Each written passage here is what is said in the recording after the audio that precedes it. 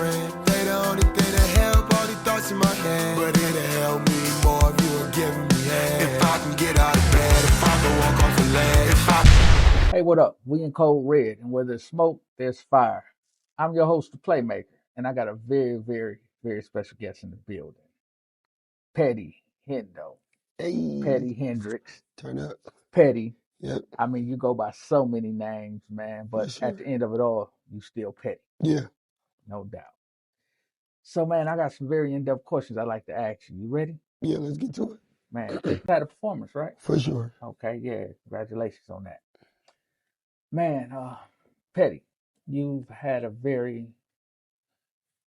long journey.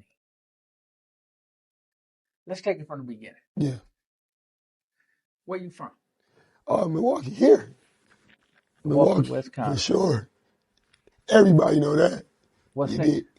21st and Keefe, you know that, 53206. No doubt. You did, The most infamous area code. for sure. Man, I've seen you grow, not only as a person, but as an artist. Yeah. Let's talk about your early days in music. You found yourself rapping. Yeah. At what age did you start rapping? I think I always freestyle and stuff, but when I started taking it serious, I think I was 16, 17. When I started taking super serious, getting up, linking up with P.I. Pickles, and just trying to oh man, I'm trying to do this for real. They was laughing at me and stuff. I built my own studio in my mama crib, cracked all the versions of every program, auto-tunes when T-Pain first came out type stuff. And I was just going from there, in the Smile, RP Smile. They used to come over and I was like, man, listen to my music, bro. But they know me from basketball and stuff, my family, my brother's basketball. So they used to be like, man, but they'd come listen to it and they'd be like, you ain't ready yet. And one day P.I. was like, shit. He just all right, let's do it. You feel me? Okay. So what actually inspired you to start rapping then? I mean, Man, for real, yeah. seeing G.O. and then documentaries, bro. For real, I'm gonna keep it real. Michael Jackson, I ain't gonna say the glitz and glimmers, but it was always the big figures of life, looking at Michael Jackson documentaries, whoa, looking at even rock music, looking at the Sunset Strip in the 80s, but going back and looking at them documentaries, bro, really being a student to this, that really made me whoa, I might could do this. Being delusional though, I didn't think I could do it, but I'm like, maybe I could, you feel me? So your love for rap in your early career stem from I seen you go through so many phases. Yeah, for sure. I seen you go through Finding myself. the street rap. Yeah. And then you start making, more creative songs. Yeah. What was the process like?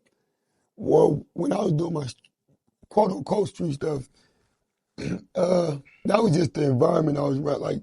I was telling other people's stories, you feel me? But when I started doing experiment, that was real me. That was just me, dang man, watching MTV, watching 106, I could do it too. And that was who I really was. I used to like that music for real more than anything, but so that's how I started getting divvying. But I don't never think I made street music.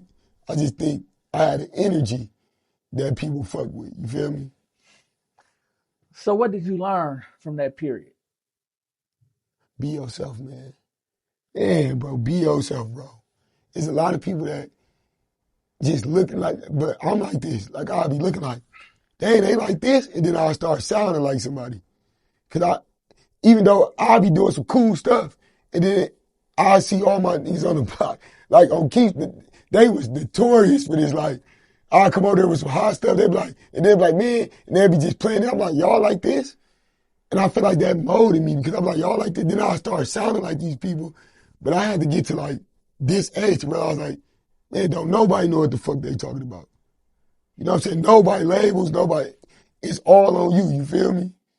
For sure. No doubt. Yeah. You've always had a very unique voice. Yeah, for sure. So, did you develop that over time? Was it something that you set out to do? Well, everybody know I was trying to be like Lil Wayne at first. I was just rapping like Wayne, and then I met P.I. And I feel like P.I. was one of the greatest artists I ever met. that I touched my eyes on, and he just took me to the studios and everything. And I was just like, man, bro, I just never seen that up close and personal like that.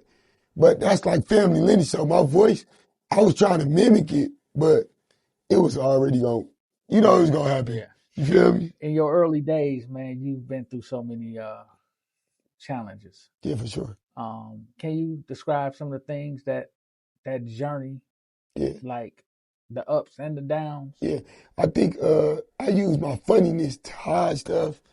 I think I was like I had like a lot of people that would protect me. I didn't feel like I know how to stand up for myself when I was young. And it's just so much stuff. I feel like I overhelp people and put myself in super situations. And then the people that overhelp me, I didn't do the right things with them because everything I was like, oh, everybody tried to play me. I was paranoid, everything. Like, man, I just feel like I went through like a whole roller coaster full of stuff based on what people did to me. I thought everybody was like that. Like, I didn't have like, or I probably did have people around me. I just didn't, I ain't say I didn't care. I was probably naive, bro, because I come from like a family like with brothers and everything. So when I shared my pops. Everybody know that my pops had 2, 3 funerals. I shared them with the whole hood. Like, I could have been selfish like this. My pops like taking everybody to he was everybody died. So I just feel like I was naive more than knowledgeable. I was naive. You feel me? We're talking about your rap career. Yeah. In rap, do you feel in this journey, do you feel that a lot of your setbacks was due to you being young and manipulated? Yeah. Yeah. I think a lot of people from Milwaukee, just my city, like, I think a lot of people around me was, yes, probably without knowing or probably knowing because they older. I don't know if they knew, but now that I'm getting up, like I'm older now, and then I got young people, and I can see the moves I can make it. Yeah, I think a lot of people was manipulating me, like, oh man, you got time, and like I'm 19, like, and I was the one like, man, I don't got time. What you mean? And then now, you know what I'm saying? Like, but they was their age, like, oh, you got time, man, don't worry about it. Just a lot of people just shift me this way, and I'm supposed to be going this way. A lot of people shift. Then I come around a good person there, shift me away from the good person. Like this a real thing that was. I feel like that was happening. So did they want to be selfish about Petty, or what do you think? I just think everything I came with, like my family, we was open doors.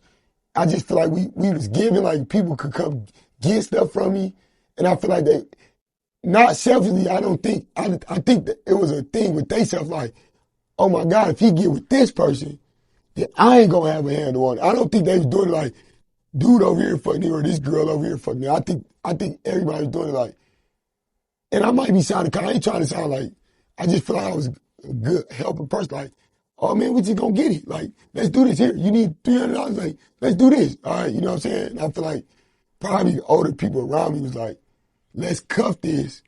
And he can't go to nobody else's circle because if you go to somebody else's circle with more than the older homies, then we gonna lose them. You Well, feel me? not knowing that they were stagnant your Yeah, career. they did. They probably did. I'm not saying they probably did or didn't, but it don't even matter at this point. You feel me? Well, I think it does matter Yeah. because that leads me to my next question of, you know, all the things that went wrong. What kept you going? Man, I love music, bro. I love it, bro. And man, I feel like, man, but it's no excuse because I feel like the universe, God, whatever, I feel like I had to go through these trials and tribulations to be able to even sit in front of you, bro. You know, me and you had history and all that. We had, you know, I feel like I did you wrong. You feel me? And for me to sit on your platform right now, you know, I just I just didn't know. You feel me? But hey, the person you is, you could have had something done to me, or even though when I came to the show, you could have stood your ground on me, bro. You feel me? But you let up. You see something in me, or some in you let you let up on me, and I'm forever grateful for that, bro. Like, you know what I'm saying? No For doubt. sure. Because And we ain't got to get into details on everything, but me and you know, and I always apologize to him. I'm like, you a good nigga, bro. You feel me? Yeah, Yeah, for sure. I definitely appreciate Yeah, that, man. To be a part of such a journey, whether the stories be good or bad, yeah, for sure. just to be a part of the story. Yeah, you Um, in that motherfucker. no doubt. There was a period that you were homeless. For sure. Does that come with? Is that one of the major sacrifices that come Yeah, along with this journey? yeah. But I was homeless. I was homeless because I moved from Milwaukee and put myself in a situation to be homeless. But I feel like I need everything I did in my life. I needed to go through it, bro. Like when I was sleeping in bus stations in Atlanta, I needed to go through that. Not at the time. At the time, I was mad at everybody. Like, man, I'm sleeping in bus stations. But sitting here today, it's like I needed that. So when I'm walking into these rooms now, it's kind of easier for me. It's like I got this type of skin, bro. I got this no pause. I got this thing in me, bro. No matter if billionaire, millionaire, it don't matter. It's like I kind of like I know who I am. It ain't no kind of like it's like it's on, bro. You feel me? No doubt. For sure. Okay, let's exit the rap era. Okay, And yeah. let's go into the new Petti, Oh yeah. the rebranding. Yeah. Now that you rebranded yourself and you took a different direction, what would you call the style of music that you do now? I'm just a rock star, bro. I feel like even before the rebrand, I feel like I was always this. I just focused in on this more and just cater to anybody. I make music for like, if you like it, you like it. If you don't, fuck it. I feel like back then I used to try to make music. Like I said, I used to try to sound like this person. This person, like, oh, they doing this, I'm going to do this. You feel me? But now it's just like, I'm only giving a fuck about what Petti doing. You feel me? Like, that's that. But it ain't no bad thing. Like, if you only care about, if you believe in yourself so much, you hear all the interviews on TikTok, man, motherfucker gotta be delusional, bro. You gotta be in a room with 30 motherfuckers saying, this shit is trash. Fuck, this shit is horrible. Like, no. On my kids, I love this shit. You feel me? So finding yourself came with such a major price. Yeah. You paid a lot of dues. For sure. How did this situation all come about? Bro, I may be okay, bro. One song, bro. Like, this shit like magic, bro. Like, I was sitting at Big Bear crib, and I said, dog, I'm finna make a motherfucker. I didn't even know it was alternative punk. I didn't even know they had genres. I'm learning this now. I was like, I'm finna make a rock song. I thought I was already making rock songs when I was rapping, but I'm like, I want to make a true rock song. And then I swear to God, I never forget, I was at Big Bear house. I think Big Bear, I don't know if he was saying like, man, don't do this shit, or he was like, shit. I remember I played a Poor Stacy type beat. I didn't know who the fuck Poor Stacy was. I played the beat. It was the B.O.K. beat. I wrote it. I called Meech that day. Meech ended up mixing something, but I called Meech. Meech didn't have time to get in the studio. And man, I don't want to, because I forgot my boy's name. That's my boy. I just got a brain fart. I forgot his name, but I went to his studio. Bob Mesmer. Okay. He was Bob Mesmer. I paid him $50 when we recorded. He gave me the stems, took it to Meech. I don't know, it was camera. I had Slim, Slick, and some other dude I paid. And my bad all that, but I'm bad at names. But Slick, you know Slick and Slim. I went to Uncle Bob's on the south side. They had a stage. I said, bro, I need to do this video. Gave them $100. We shot the video. Slick didn't like the footage. He like, we need to do it over. I said, send me the footage. I put a 15-second clip out. I swear to God, bro, my life changed. It put $15 on Instagram behind it. My life changed, bro. Busy Madden them. Josh, what I know, he AP, but Josh, man, he hit me, linked me up with Benj, flew out to LA. So Josh Madden. Yeah. Let's talk about that. Who is he for the people that don't know? That's, if anybody know Good Charlotte, that's they oldest brother, which is my uncle now. He found me. He was like, what the fuck is this? Like, I'm gonna post it. And then they got the alternative press page, like 1 million followers, all that. I didn't know I was talking to him at first. So I sent him the 15, he like, I'm finna post it. He posted it, and then Benji, man, it hit me. But you gotta realize, I only know Good Charlotte. I don't know Benji and Joel at the time, but I'm riding with Slick. I'm like, damn, bro, somebody was like, somebody with a blue check named Benji Madden, and Slick pulled up, I'm like, what? The only Benji Madden I know, there's a black man, you know Slick. He like, nigga, only Benji Madden I know is Good Charlotte. I'm like, oh, I said in his bio, he pulled over. What? Like, you know, nigga, this big, all that, you know what I'm saying? So that on that very moment, your Rockstar Yeah, but I didn't even know it was career starting started. right there because it still took like 2 years after that. We was talking, you know. So how does a kid from 21st and Keefe adapt to the new environment of Good Charlotte, Uh, you just got to choose life, bro. You guys got to change, bro. You got to, man, bro. or be open to it? You Huh? just got to be open to it, and you got to choose life, bro. Like you got to want. And I don't want to say better because it's making it seem like it ain't better here, but it's motherfuckers OC popping. You know, chicken everybody like. But I just had to go walk my path, bro. So your path led you to signing a deal. Yeah, Your record deal is, I guess we can say, backed by Good Charlotte yeah. with the stamp MDDN of slash the approval. Orchard. You know what I'm saying? With Sony and all that. Yeah, Okay, now that you're in the position, how does it feel? I mean, looking back on where you started yeah. to coming to a fork in the road, having to make that decision, and it pays off. It pay off, but I feel like I ain't got time. Man, I just feel like, man, you can't save everybody, bro.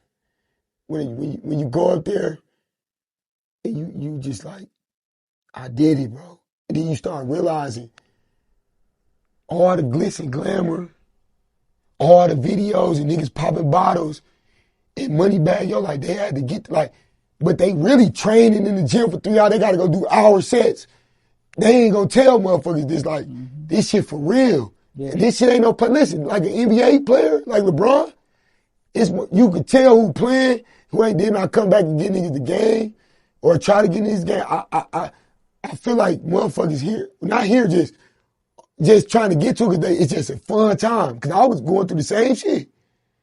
Man, niggas we ain't Drake them yet, bro. Yeah. You know what I'm saying? We open acts right now. You feel me? Man, I remember us having some very in-depth conversations like in the early days, 10 years, 15 years For ago. sure.